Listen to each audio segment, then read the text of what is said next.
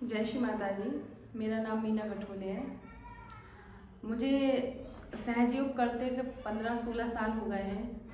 पर सहजयोग में जब मैं स्टार्टिंग में जुड़ी थी, मुझे कुछ पता नहीं था।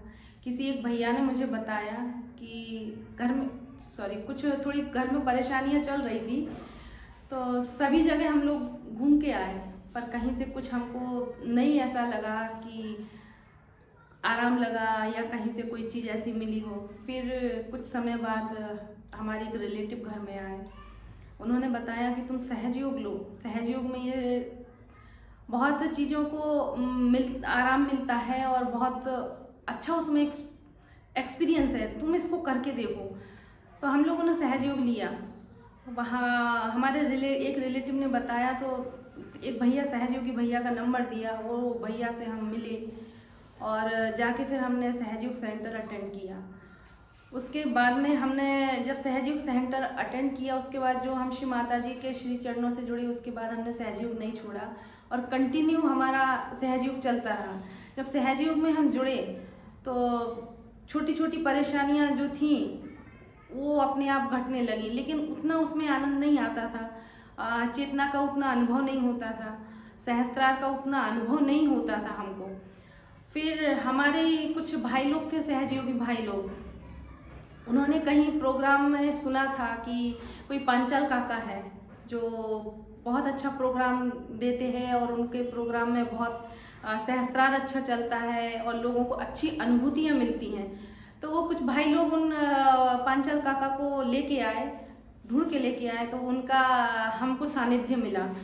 जब वो पहला प्रोग्राम नर्मदापुरम में उनका तब हुआ, तो हमने वहाँ उनका प्रोग्राम अटेंड किया।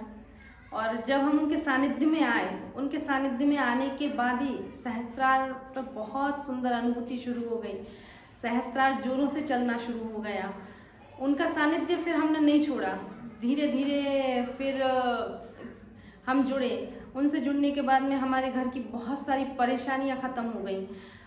मेरे हस्बैंड को थोड़ा सा प्रॉब्लम था, थोड़ा बड़ा ही था। सभी डॉक्टरों को दिखाया, सभी जगह ऐसा मतलब कोई जगह नहीं छूटा जहाँ पे ट्रीटमेंट ना लिया हो या किसी भी जगह जाके दिखाया ना हो। पर पांचाल काका के सानिध्य में आके और उनके श्री चरणों से जुड़े, उन्होंने बताया कि तुम नमक पानी करो, ऐसा करो। तो वो सारी पद्धतियाँ जो बताई वो उनको किए, तो मेरे हस्बैंड को वो सारी प्रॉब्लम्स दूर हो गई और आज वो भी सहजयोग करते हैं और मैं भी सहजयोग करती हूँ। और उनके सानिध्य में जुड़ने के बाद में धीरे धीरे बहुत सुंदर अनुभूतियाँ होने लगी। कहते हैं एक सारा सिस्टम बहुत अच्छे से शुरू हो गया।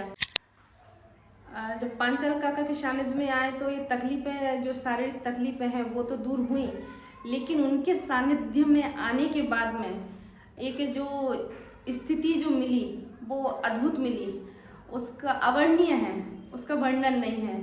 और उनके सानिध्य में आने के बाद में यूँ कहो कि पहले चेतना चलती नहीं थी, फिर चेतना शुरू हुई। चेतना का महत्व समझ में आया, चेतना कैसे चलती है, कहाँ चलती है, सहस्त्रार कैसे होता है और सहस्त्रार पे कंटिन्यू कैसे रह सकते हैं, सहस्त्रार 24 घंटे कैसे चलता है और सहस्त्रार पे रह के अपना जो है कार्य कैसे होता है। बहुत सारी छोटी छोटी चीज़ों को उन्होंने समझाया, बताया कि कैसे कार्य को करना है।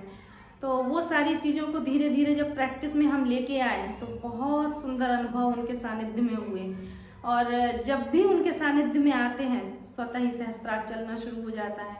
बस इच्छा करो, कार्य शुरू हो जाता है और स्वतः ही वो घटना घटित होना शुरू हो जाती है। तो ये उनका हमें बहुत बड़ा सानिध्य मिला, बहुत बड़ा उनका हमें कहो तो एक